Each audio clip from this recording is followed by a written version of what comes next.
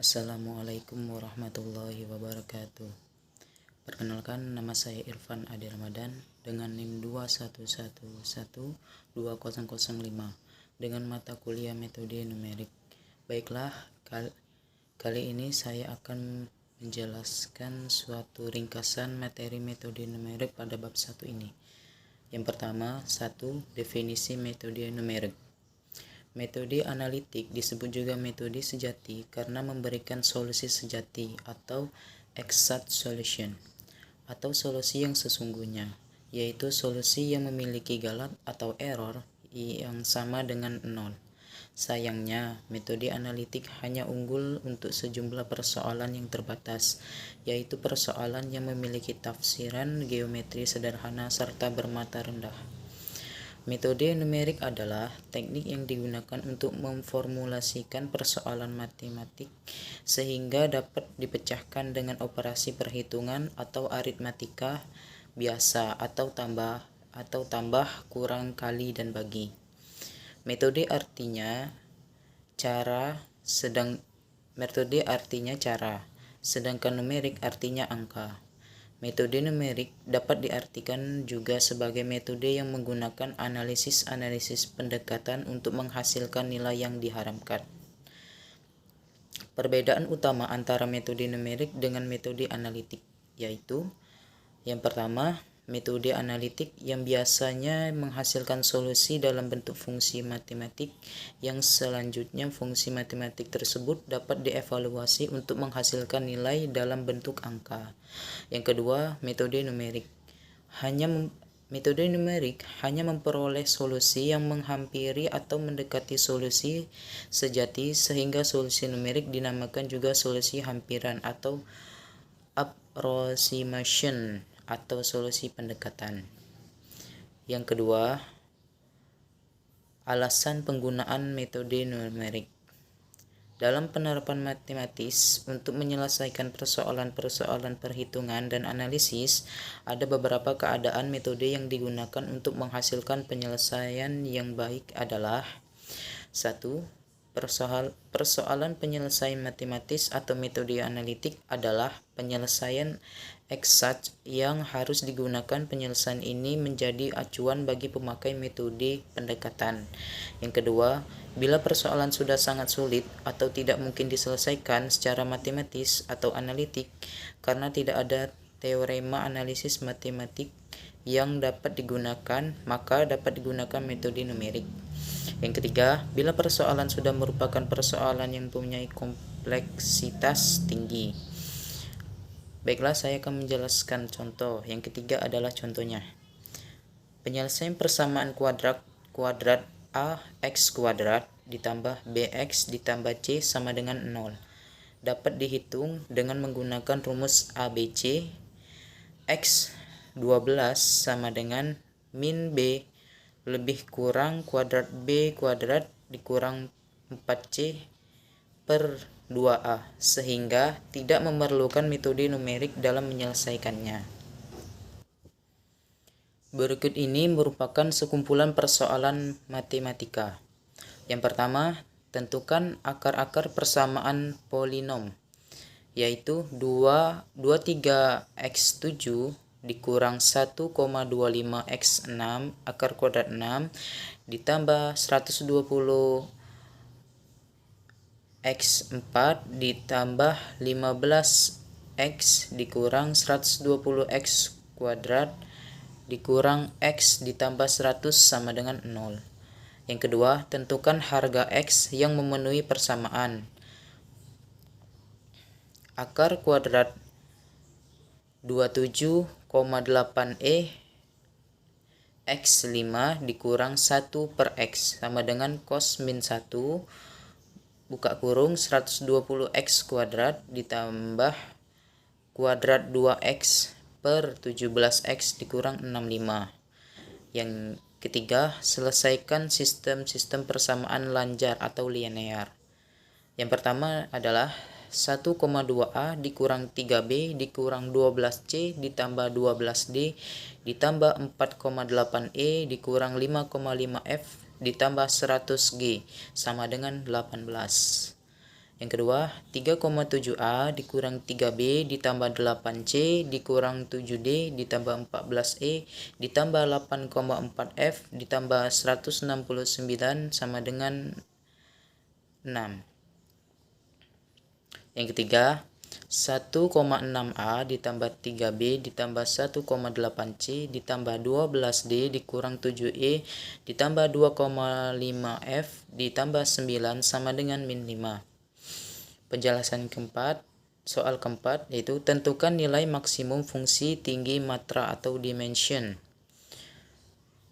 F dalam kurung X, Y sama dengan cos X dikurang kuadrat sin X dalam kurung X ditambah 3 per 4 ditambah dalam kurung X Y kuadrat 2 ditambah sin dalam kurung 3XY dikurang 1 dikurang tutup kurung dikurang tan buka kurung X dalam kurung 0,08 ditambah cos dalam kurung X per Y.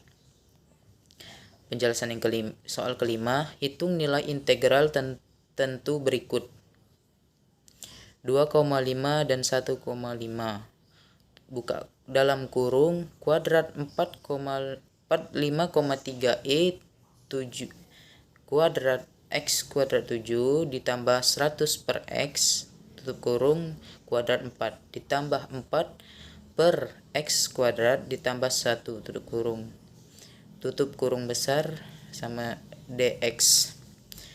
Penjelasan yang keenam, diberikan persamaan diferensial biasa atau PDB dengan nilai awal 150Y ditambah 2YT sama dengan kuadrat IN buka kurung 2IT ditambah 40 kuadrat dalam kurung Y per T2 ditambah 120 titik koma Y dalam kurung 0 sama dengan 0, Y 0 sama dengan 1,2.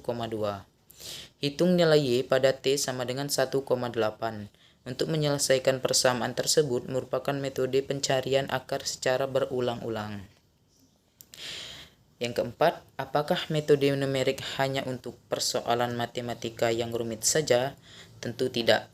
Metode numerik berlaku umum, yakni ia dapat diterapkan untuk menyelesaikan persoalan matematika sederhana maupun persoalan matematika yang tergolong rumit.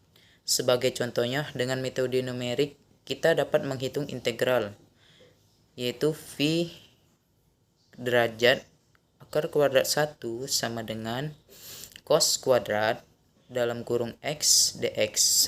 Sama mudahnya menghitung 1 derajat 0 2x kuadrat dx.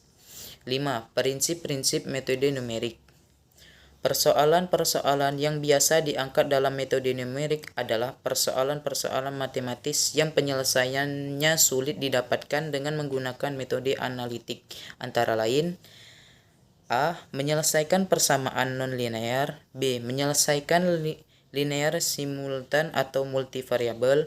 C. Menyelesaikan persamaan diferensial biasa dengan nilai awal.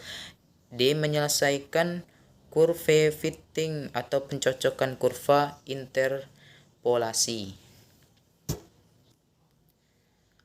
6. Pendekatan dan kesalahan.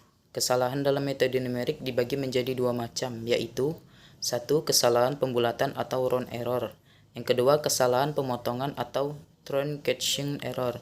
Yang ketiga, kesalahan numerik adalah kesalahan yang timbul karena adanya proses pendekatan. Yang keempat adalah kesalahan fraksional.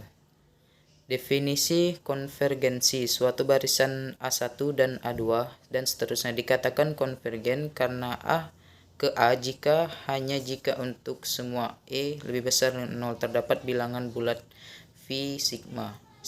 Sedemikian sehingga semua N lebih besar sama dengan N0 terdapat A dikurang AN lebih kecil dari sigma. 7. Alasan mempelajari metode numerik. Terdapat beberapa alasan mempelajari metode numerik. Yang pertama, metode numerik merupakan alat bantu pemecahan masalah matematika yang sangat ampuh.